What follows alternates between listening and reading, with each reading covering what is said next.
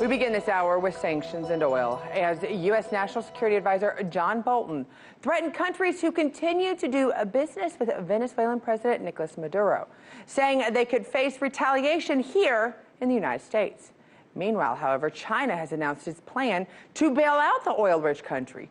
RT Sarah Montez de Oca joins me with all of the details. Sarah, China, Venezuela, they've made a pact, and the U.S. is obviously not happy about it. That's right, Scotty. Bolton and the U.S. continue their push to isolate Venezuela and remove Nicolas Maduro from power. Speaking in Lima, Peru, Bolton said Washington will impose some stiff financial sanctions on anyone who still supports the Maduro government.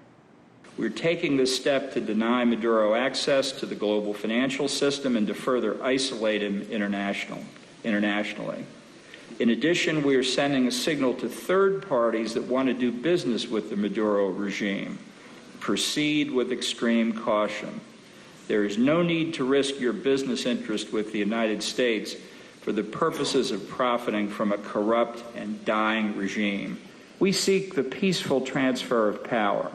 But as President Trump has said from the beginning, all options are on the table.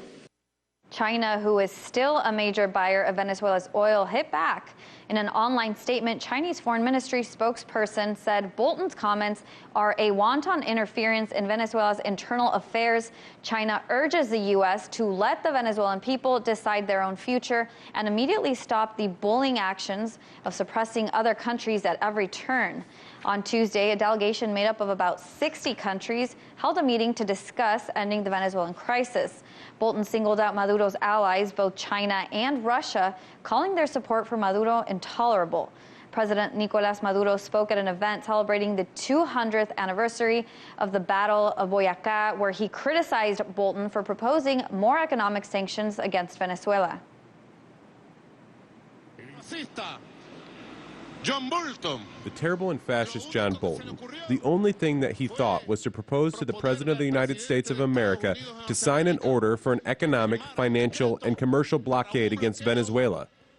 His reaction to one of the most terrible massacres that has happened, to change the opinion of the United States in the world, was to sign an order against the very brave Bolivarian Republic of Venezuela.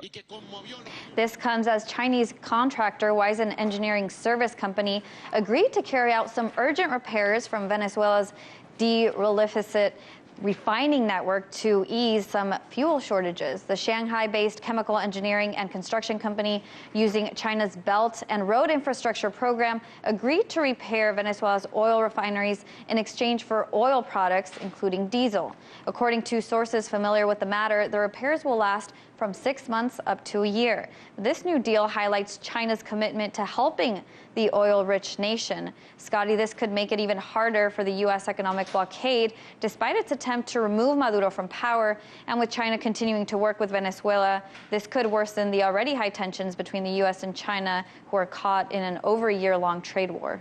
Well, and it's interesting considering I don't think China's in for this just because they think it's the right thing to do and they're standing behind Maduro's leader. Is it?